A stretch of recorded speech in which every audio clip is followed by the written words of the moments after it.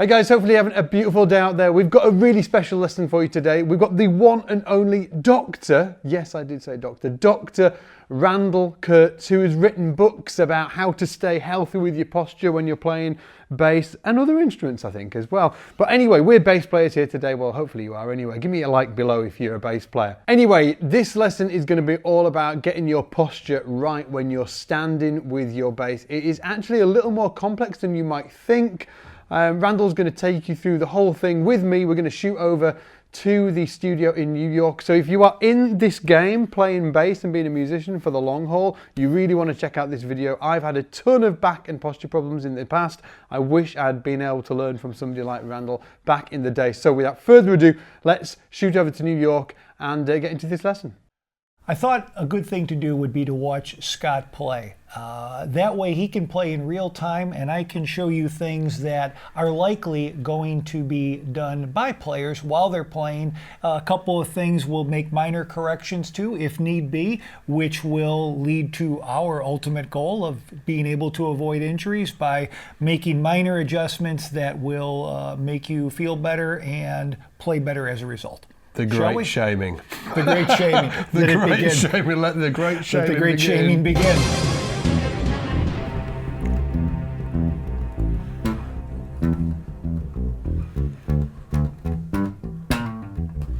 So we talked about right hand technique before. We see not too much of a bend in the wrist in flexion. That's a good thing. We see the forearm not resting on the instrument. Again, a good thing, which would cause compression of the muscles and possibly the nerves there.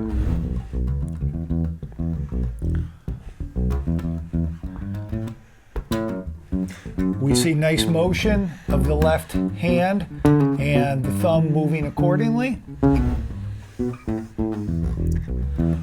One thing we do see is that Scott is leaning on the left side.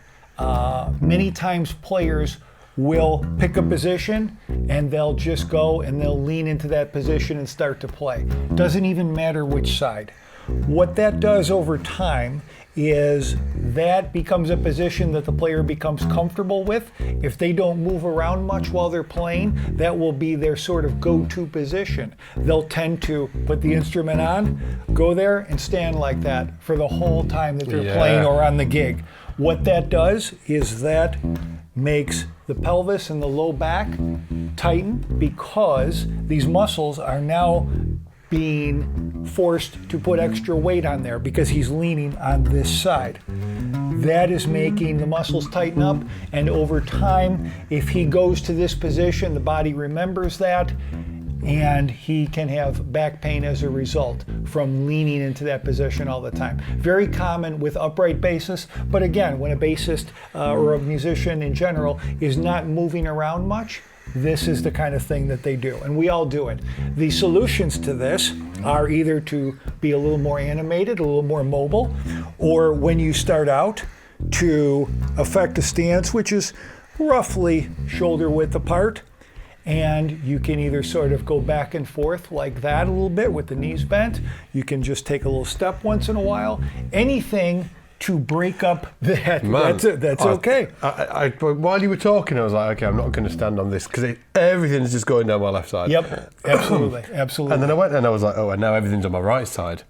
Well, if you switch back and forth, again, like we talked about early with the repetitive motion type of injuries, and we said that even if you stop and just shake it out a little bit, that breaks that pattern of causing the muscles to stay in that held or repeated position. Same thing here. If you come out and you lean on this for one song, and your awareness then says, I'm going to lean on this side on the next song.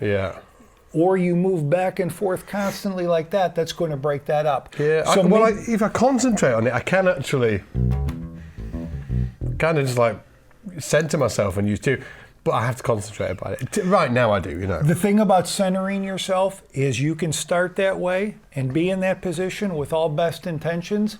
You will not stay that way. It is human nature to lean on one side. So your awareness, you're not going to stand like a statue for the whole performance. It's just not going to happen. So your awareness of this And again, maybe it works better for you to lean on one side and then the next song lean on the other side, that kind of a thing. Yeah. Which we talked about different kind of postures and the strap, different accessories that go along with it. Another thing is a gig bag. I think we have a gig bag here. Along these lines, I'm talking about leaning on one side for one song, leaning on another side for another song. Yeah. Gig bags now tend to all have this backpack style where you can put it on both sides and you can balance it in a way that's comfortable. At least I think you can. There you go. That allows you to equally distribute the weight, okay? Yeah. Some of the double bags are going to be a lot heavier because it's going to pull you back a Yeah. little bit. But evenly distributing the weight, that's a good thing. A lot of players will just put it on one side or the other. That you could do as well if you don't have that dual situation where it's, which again, most bags do now. Yeah. If you're going to do something like this, break it up whereby maybe on the way to the gig, you have it on one side. Yeah. Coming back from the gig, you have it on the other side. Or Monday's gig, you're going to wear it on one side. Tuesday's gig, you're going to wear it on the other side. Same kind of thing as we talked about earlier, the fact that there's the compression on that brachial plexus of nerves and on the shoulder, and that can cause pinched nerves and problems Down with the arm, arms like we talked about there. Absolutely, yeah. So the thing that we talked about, again, it all comes back to awareness. You either leaning on one side or the other, or going back and forth, or just moving around a little bit goes a long way towards. And what happens again? Just remind me of what happens. What's happening when Go ahead I'm and lean. leaning on one? Go ahead and lean. Yeah. Okay. So what you're doing is he's leaning. You can move. He's leaning that way, and that is putting extra strain on the low back, on the pelvis, on the muscles here, and also could cause bursitis in the hip.